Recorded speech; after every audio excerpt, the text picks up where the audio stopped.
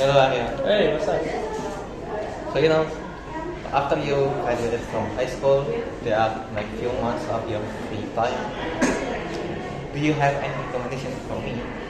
What am I supposed to do with that free time? I have no idea what I'm doing, so I need your recommendation for me.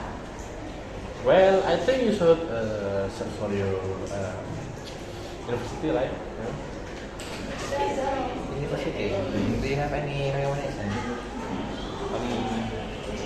Uh, for you, I think you should go to either ITERA or ITB, like or UNILA.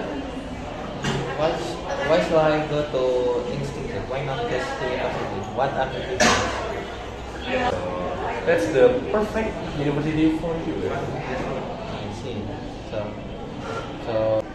I should take a look at it sometime. So thanks for the information. No problem.